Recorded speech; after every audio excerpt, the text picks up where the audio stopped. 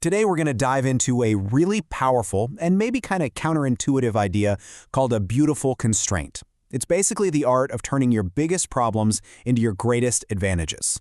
So here's a question for you. Sounds a bit like a riddle, right? What could a business book possibly have in common with a tiny little Caribbean island? Well, the answer reveals this fascinating strategy for turning limitations into strengths. Trust me, it's going to all connect. Okay, first, let's talk about a feeling I think we all know. That pressure you get when it feels like the walls are closing in and your options are just, vanishing. Yeah, whether it's a super tight budget, a crazy deadline, or just not having the resources you need, we've all been there. It's so easy to feel stuck, to see these things as just roadblocks. But what if they're not? What if they're actually a gift? And that brings us to this amazing idea from the book by Adam Morgan and Mark Barden, A Beautiful Constraint. The whole point is that it's not a barrier, it's a catalyst. It's a framework that basically forces you to be more creative and to find opportunity where everyone else just sees a problem. So the book breaks this down into a journey, a real mindset shift. You start as a victim, feeling totally trapped by your limits. Then maybe you become a neutralizer where you're just finding workarounds to survive.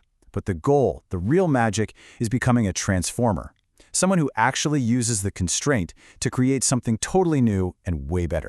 So, how do you actually do that? How do you become a transformer? Well, the book gives you a toolkit. It starts with asking what it calls propelling questions that totally reframe the problem. It's about having a can-if mentality. Not if we can do it, but how can we do it if, And finally, it's about seeing the resources that are hiding in plain sight, the abundance that's all around you. All right, enough theory. Let's get to a real-world example that is just mind-blowing. This is where that tiny island we talked about comes into the picture.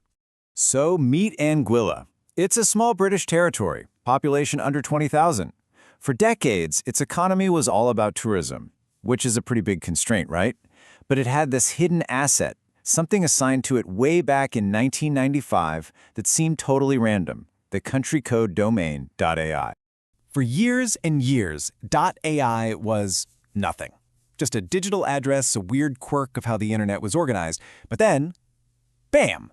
The artificial intelligence boom, supercharged by things like ChatGPT, just explodes onto the scene. And all of a sudden, Anguilla's random little digital asset became the hottest property in the tech world.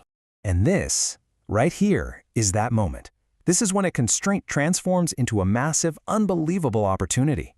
See, Anguilla didn't create the AI wave, but it was in the perfect spot to ride it.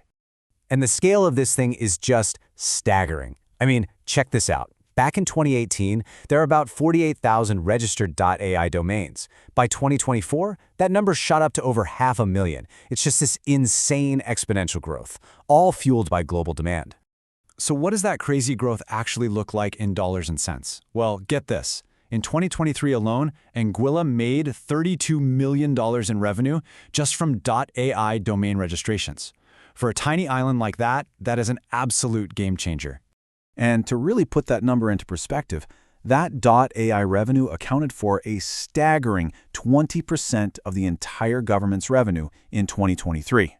This digital asset is now a massive pillar of their economy, right up there with tourism, which makes up about 37% of their GDP. And this isn't just a number on a spreadsheet, right? This money is having a huge, tangible impact. It's funding an airport expansion. It's supporting healthcare for the elderly. It's boosting tech education for the next generation. It is literally changing lives. So this brings it all back home. How can we apply this mindset to our own lives, our own challenges? How do we find our own .ai? I mean, Anguilla's story is the perfect case study. What seemed like just a random, insignificant detail, their country code, turned out to be their beautiful constraint. They didn't fight it, they just embraced the opportunity when it showed up, and they transformed this quirk of fate into a massive national advantage. And this really gets to the heart of why this stuff matters so much. The authors of the book argue that how we deal with our limitations isn't just a small thing, it's one of the most critical issues we face. It's going to be, as they say, a huge factor in our progress. Now think about this. What if we took this model and scaled it up to solve some of our biggest global problems?